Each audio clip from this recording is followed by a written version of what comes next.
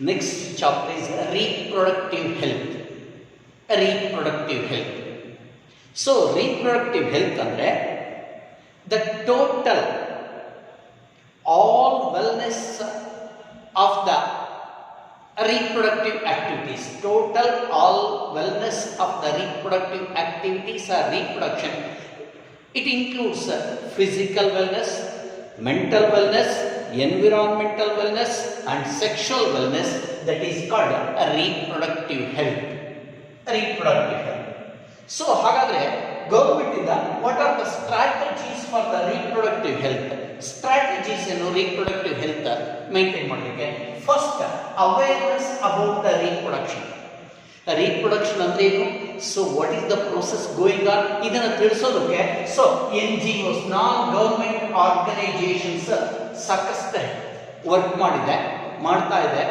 NGOs along with that one parents ಇಂದ, relatives and teachers ಇಂದ so regarding the awareness ಯಾವ ರೀತಿಯಾಗಿರ್ತಕ್ಕಂಥ ತಿಳುವಳಿಕೆ ಬರುತ್ತೆ ಅಬೌಟ್ ದ ರೀಪ್ರೊಡಕ್ಷನ್ ಕಲಿಯೋದು. ಎರಡನೇದು sex education. Sex education. Sex education ಅಂತ ತಕ್ಷಣ ರಾಂಗ್ ಕಾನ್ಸೆಪ್ಟ್ ಬೇಡ. ಸೊ ಸೆಕ್ಸ್ ಎಜುಕೇಶನ್ ಅಂದ್ರೆ so it is the total awareness, ಏನು ರೀಪ್ರೊಡಕ್ಷನ್ ಬಗ್ಗೆ ಅವೇರ್ನೆಸ್ ಅನ್ನ ಕ್ರಿಯೇಟ್ ಮಾಡ್ತಕ್ಕಂಥದ್ದು. The first one is it provide right handed information. Right information.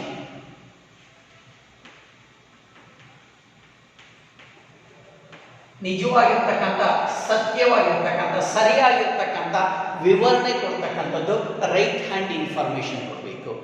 Second, discourage the myth and misbelief, misconception.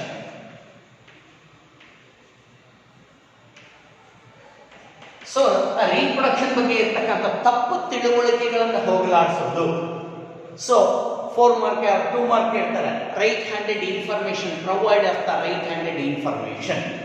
Myth and misconception remove ಮಾಡಲಿಕ್ಕೆ. Next, adolescent and their problems. Childhood ಇಂದ ಅಡಾಲಸೆಂಟ್ಗೆ change ಆದಾಗ, grow ಆದಾಗ, ಬೆಳವಣಿಗೆ ಆದಾಗ ಸಾಕಷ್ಟು reproductive organs ಅಲ್ಲಿ changes ಆಗುತ್ತೆ. ಅದ್ರ ಬಗ್ಗೆ ತಿಳುವಳಿಕೆ ಮಾಡ್ಕೊಳ್ತಕ್ಕಂಥದ್ದು. The number of changes in the reproductive organs at the time of adolescence. Fourth one, it also provides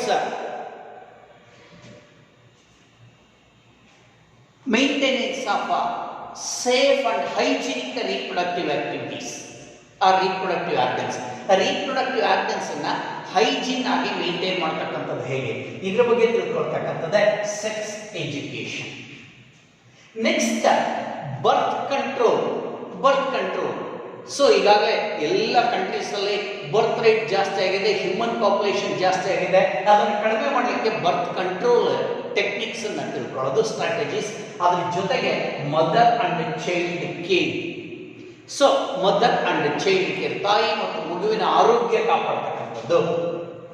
next, development of infrastructure facilities. Infrastructure facilities ಅಂದರೆ ಹಾಸ್ಪಿಟಲ್ಸ್ ಅಂಡ್ ದ ಹಾಸ್ಪಿಟಲ್ ಅಲ್ಲಿ ಸಿಗ್ತಕ್ಕಂಥ facilities regarding the reproduction and mother child ಕೇರ್ಗೆ.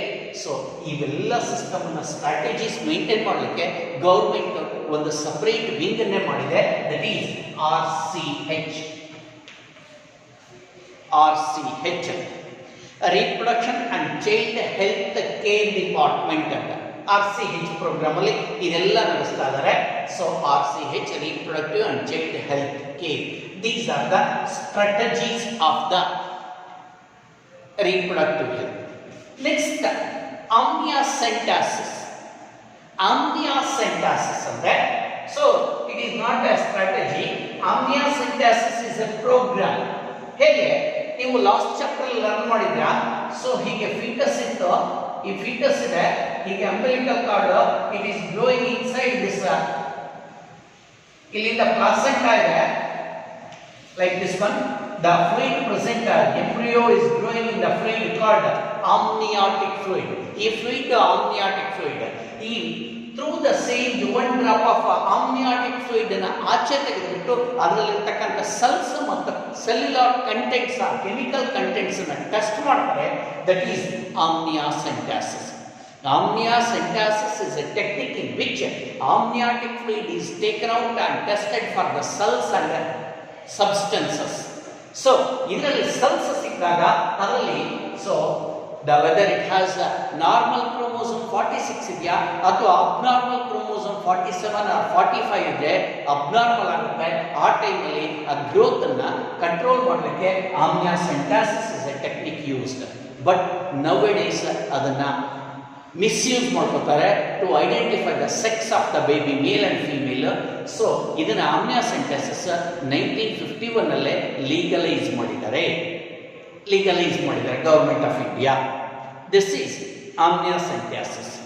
Next, population explosion. So population explosion and birth control technique. So first study of human population is called demography. Study of human population is called demography.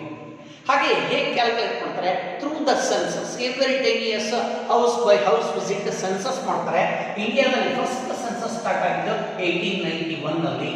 ಹಾಗೆ ಆ census programmes ಇಂದ every 10 years calculate ಮಾಡ್ತಾರೆ what is the birth ಅಂತ calculate ಮಾಡ್ತಾರೆ.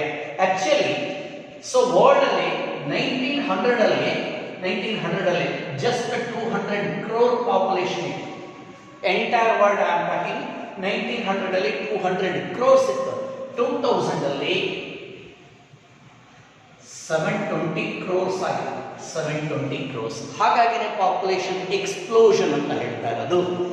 ಜನಸಂಖ್ಯಾ ಸ್ಫೋಟ ಆಗ್ತದೆ. ಇಂಡಿಯಾದಲ್ಲಿ 1947 ಅಲ್ಲಿ ಇಂಡಿಪೆಂಡೆನ್ಸ್ ಬಂತು. ಆಗ ನಾವು 35 crores ಇದ್ವಿ.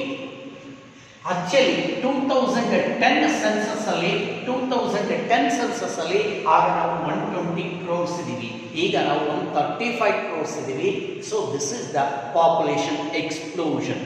So what is the reason for the population explosion?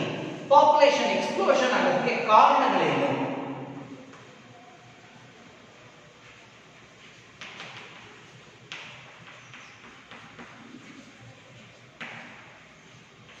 Population explosion ಆಗಲಿಕ್ಕೆ ಕಾರಣಗಳು: 1.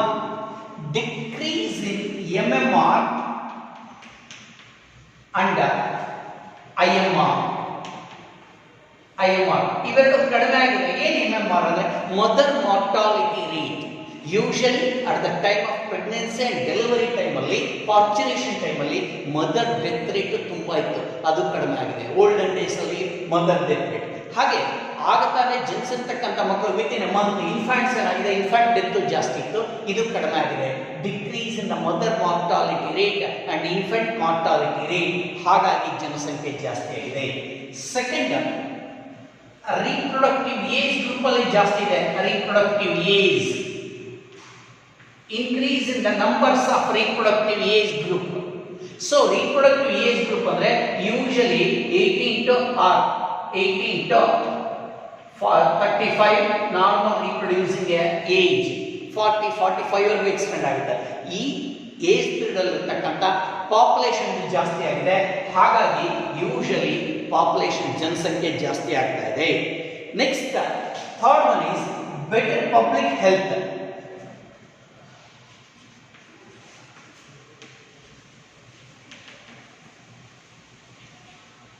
ಆರೋಗ್ಯದಲ್ಲಿ ಸಾಕಷ್ಟು ಸುಧಾರಣೆಗಳಾಗಿದೆ. 50 years ಅಲ್ಲಿ ಸಾಕಷ್ಟು ಡೆವಲಪ್ಮೆಂಟ್ಸ್ ಆಗಿದೆ. ಆಂಟಿಬಯೋಟಿಕ್ಸ್ ಬಂದಿದೆ, ಮೆಡಿಸಿನ್ಸ್ ಬಂದಿದೆ, ಹಾಸ್ಪಿಟಲ್ ಫೆಸಿಲಿಟಿ ಇನ್ಕ್ರೀಸ್ ಆಗಿದೆ. ಹಾಗಾಗಿ ಪಬ್ಲಿಕ್ ಹೆಲ್ತ್ ಜಾಸ್ತಿ ಆಗಿ ಸೊ ಅದು ಕಡಿಮೆ ಆಗಿದೆ. ಡೆತ್ ರೇಟ್ ಕಡಿಮೆ ಆಗಿದೆ. And the disease control,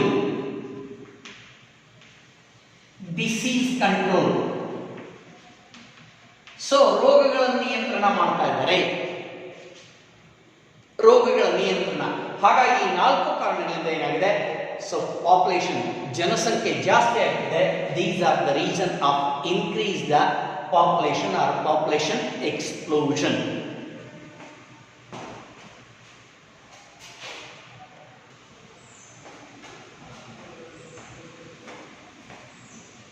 so population explosion study ಮಾಡಿದ್ವಿ. ಹಾಗಾದ್ರೆ ಪಾಪ್ಯುಲೇಷನ್ ಕಡಿಮೆ ಮಾಡ್ತಕ್ಕಂಥದ್ದು ಹೇಗೆ? Means the control the over population. ಜನಸಂಖ್ಯಾ ಬೆಳವಣಿಗೆ ಅಥವಾ ಜನಸಂಖ್ಯಾ ಸ್ಫೋಟವನ್ನು ತಡೆಗಟ್ಟತಕ್ಕಂಥ ವಿಧಾನಗಳು ಯಾವುದು? First educate. ಸೊ ಎಜುಕೇಟ್ ಮಾಡಬೇಕು ಪೀಪಲ್ನ. ಸೊ ಇದಕ್ಕೆ ಗೌರ್ಮೆಂಟ್ ಅಂಡ್ NGOs ಸಾಕಷ್ಟು ಸಪೋರ್ಟ್ ಮಾಡಿದೆ. They have given a one slogan, ಹಮ್ ದೋ ಹಮಾರಾ ದೋ. ನಾವಿಬ್ರು ನಮಗಿಬ್ರೆ, ಅಂದರೆ ಮಕ್ಕಳ ಸಂಖ್ಯೆ ಕಡಿಮೆ ಆದರೆ, ಸೊ ಫ್ಯಾಮಿಲಿ ಚಿಕ್ಕದಾಗಿದೆ, ಫೆಸಿಲಿಟೀಸ್ ಇದೆ, ಹಾಗಾಗಿ ಆ ಥರವನ್ನ ಯಾರನ್ನ ಎಜುಕೇಟ್ ಮಾಡಬೇಕು, ಪಬ್ಲಿಕ್ ಜನಗಳನ್ನ ಎಜುಕೇಟ್ ಮಾಡಬೇಕು. Second, raising of marriageable age. Olden days ಅಲ್ಲಿ ಚೈಲ್ಡ್ ಮ್ಯಾರೇಜ್ ಇತ್ತು, ಹಾಗಾಗಿ ಈಗ ಮ್ಯಾರೇಜ್ ಏಜ್ ಅನ್ನು ಫಿಕ್ಸ್ ಮಾಡಿದ್ದಾರೆ. ಸೊ ಗರ್ಲ್ ಚೈಲ್ಡ್ಗೆ 18 ಇಯರ್ಸ್, ಮೇಲ್ ಗರ್ಲ್ಸ್ಗೆ 18 ಇಯರ್ಸ್, ಸೊ ಜೆಂಟ್ಸ್ ಆರ್ ಮೇಲ್ಸ್ಗೆ 21 ಇಯರ್ಸ್ ಫಿಕ್ಸ್ ಮಾಡಿದರೆ. This is rise of the marriageable age. ಹಾಗಾಗಿ ಏನಾಗಿದೆ, ಸ್ವಲ್ಪ ಜನಸಂಖ್ಯೆಯನ್ನು ಕಂಟ್ರೋಲ್ ಮಾಡ್ಬೋದು. ನೆಕ್ಸ್ಟ್, ಸಣ್ಣ ಫ್ಯಾಮಿಲೀಸ್ಗೆ ಗೌರ್ಮೆಂಟ್ ಇಂದ ಇನ್ಸೆಂಟಿವ್ಸ್ ಕೊಡೋದು, ಏನಾದರೂ ಬಹುಮಾನಗಳು ಅಥವಾ ಬೆನಿಫಿಟ್ಸ್ ಕೊಡೋದು. Providing incentives by the government for the small families. And family planning, educate the family members na educate ಮಾಡಬೇಕು. To decide how many children you want, educate the people for planning their family for the comfortable living. So ತಮ್ಮ ಫ್ಯಾಮಿಲಿಯಲ್ಲಿ ಎಷ್ಟು ಜನಸಂಖ್ಯೆ ಇದ್ರೆ ನಾವು ಆರಾಮಾಗಿ ವಾಸ ಮಾಡ್ತೀವಿ, ಕಂಫರ್ಟಬಲ್ ಆಗಿ, ಹಾಗೆ ಫ್ಯಾಮಿಲಿನ ಪ್ಲಾನ್ ಮಾಡ್ಕೋಬೇಕು. These are the measures to control the overpopulation.